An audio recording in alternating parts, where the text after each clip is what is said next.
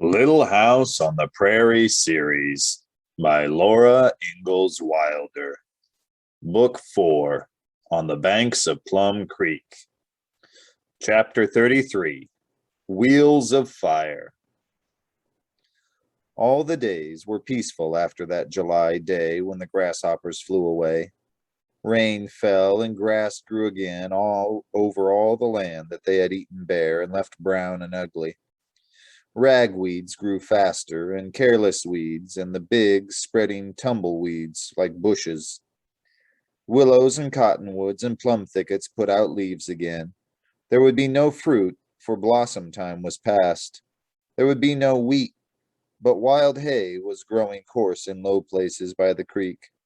Potatoes lived, and there were fish in the fish trap. Pa hitched Sam and David to Mr. Nelson's plow and plowed part of the weedy wheat field. He plowed a wide fire break west of the house, from the creek to the creek again. On the field, he sowed turnip seeds. "It's late," he said. "The old folks say to sow turnips the 25th of July, wet or dry, but I guess the old folks didn't figure on grasshoppers. And likely there will be as many turnips as you and the girls can handle, Caroline. I won't be here to do it."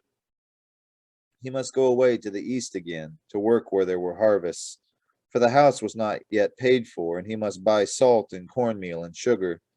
He could not stay to cut the hay that Sam and David and Spot must have to eat next winter. But Mr. Nelson agreed to cut and stack Pa's wild hay for a share of it. Then one early morning, Pa went walking away. He went whistling out of sight with his jumper roll on his shoulder. For there was not one hole in his boots. He would not mind the walk, and some day he would come walking back again. In the mornings, after the chores and the housework were done, Laura and Mary studied their books. In the afternoons, Ma heard their lessons.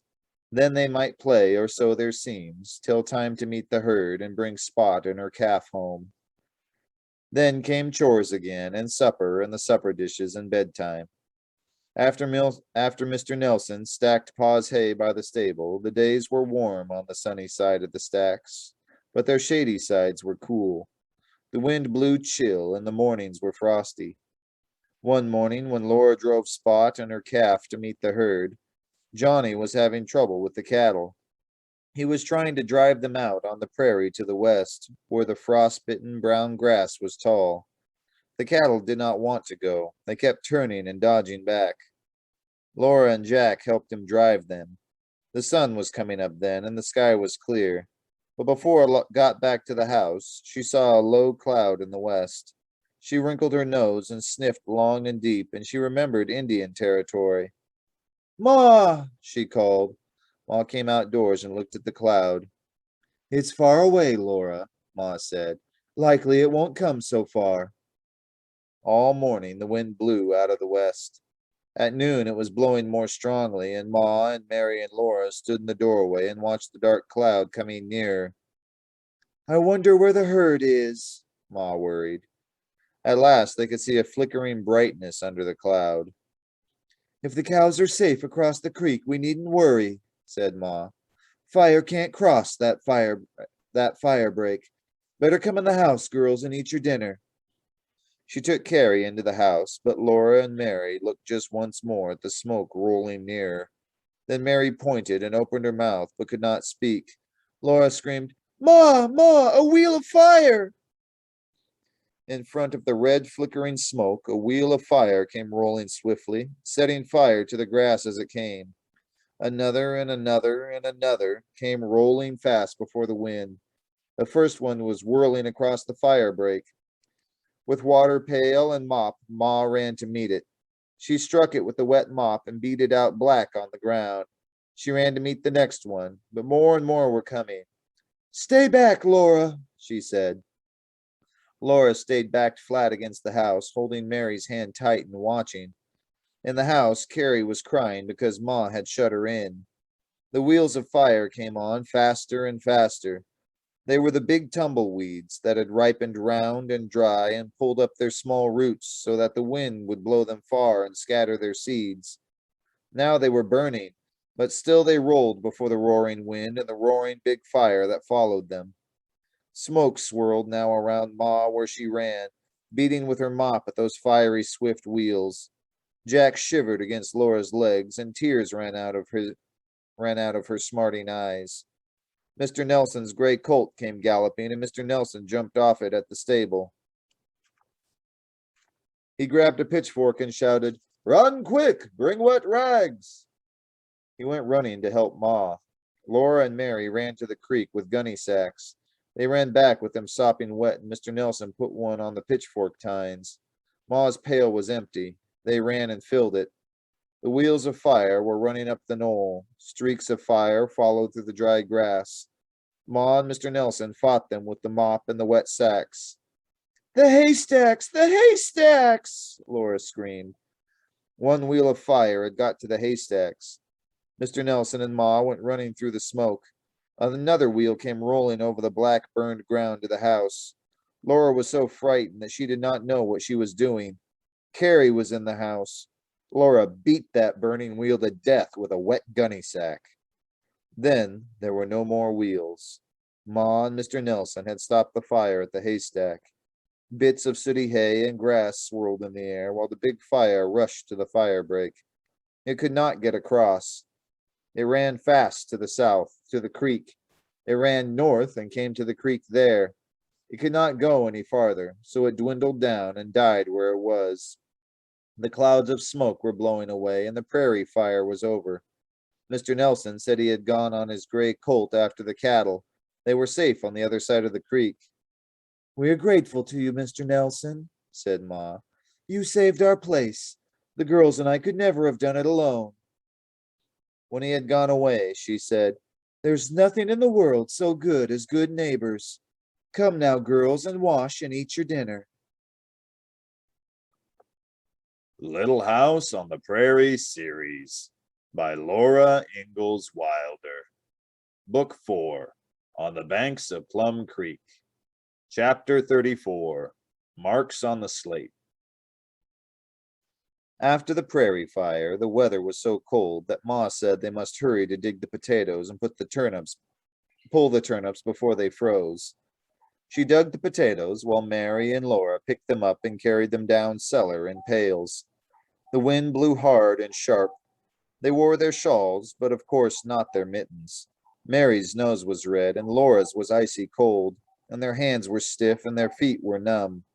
But they were glad they had so many potatoes. It was good to thaw by the stove when the chores were done and to smell the warm smells of potatoes boiling and fish frying. It was good to eat and to go to bed. Then, in dark, gloomy weather, they pulled the turnips.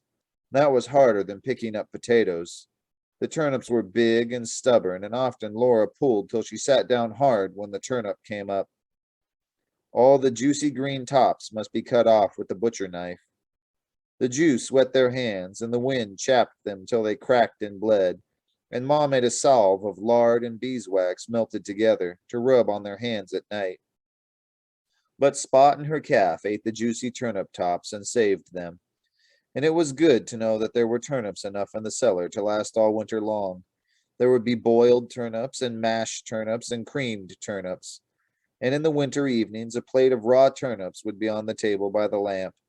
They would peel off the thick rinds and eat the raw turnips in crisp, juicy slices. One day they put the last turnip in the cellar, and Ma said, "Well, it can freeze now." Sure enough, that night the ground froze, and in the morning snow was falling thick outside the windows. Now Mary thought of a way to count the days until Pa would come home. His last letter had said that 2 more weeks would finish the threshing where he was. Mary brought out the slate, and on it she made a mark for each day of 1 week, 7 marks. Under them she made another mark for each day of the next week, 7 more marks. The last mark was for the day he would come. But when they showed the slate to Ma, she said, "Better make marks for another week for Pa to walk home on." So Mary slowly made 7 marks more. Laura did not like to see so many marks between now and the time that Pa would come home. But every night before they went to bed, Mary rubbed out 1 mark. That was 1 day gone. Every evening, Laura thought, "The whole day must go by before Mary can rub out another mark." Outdoors smelled good in the chilly mornings. The sun had melted away the snow, but the ground was hard and frosty. Plum Creek was still awake. Brown leaves were floating away on the water under the wintry blue sky. At night it was cozy to be in the lamplit house by the warm stove. Laura played with Carrie and Jack on the clean, smooth floor. Ma sat comfortably mending, and Mary's book was spread under the lamp. It's bedtime, girls, Ma said, taking off her thimble. Then Mary rubbed out one more mark and put the slate away. One night she rubbed out the first day of the last week. They all watched her do it, and Mary said as she put the slate away, Pa's walking home now. Those are the marks he will walk on. In his corner, Jack suddenly made a glad sound as if he understood her. He ran to the door. He stood up against the door, scratching and whining and waggling. Then Laura heard, faintly whistling through the wind, When Johnny comes marching home again. It's Pa! It's Pa! She shrieked and tore the door open and ran pell-mell down through the windy dark with Jack bounding ahead. Hello, half pint. Pa said, hugging her tight. Good dog, Jack. Lamplight streamed from the door, and Mary was coming, and Ma and Carrie. How's my little one? Pa said, giving Carrie a toss. Here's my big girl. And he pulled Mary's braid. Give me a kiss, Caroline, if you can reach me through these wild Indians. Then there was supper to get for Pa, and no one thought of going to bed. Laura and Mary told him everything at once about the wheels of fire and potatoes and turnips and how big Spot's calf was and how far they had studied in their books. And Mary said, But Pa, you can't be here. You didn't walk off the marks on the slate. She showed him the marks still there, the marks he was to walk on. I see, said Pa. But you did not rub out the marks for the days it took my letter to come so far. I hurried fast all the way, too, for they say it's already a hard winter in the north. What do we need to get in town, Caroline? Ma said they did not need anything. They had eaten so many fish and potatoes that the flour was still holding out, and the sugar, and even the tea. Only the salt was low, and it would last several days. Then I'd better get the wood up before we go to town, said Pa. I don't like the sound of that wind, and they tell me that Minnesota blizzards come up fast and sudden. I heard of some folks that went to town and a blizzard came up so quickly they couldn't get back. Their children at home burned all the furniture, but they froze stark stiff before the blizzard cleared up enough so that the folks could get home.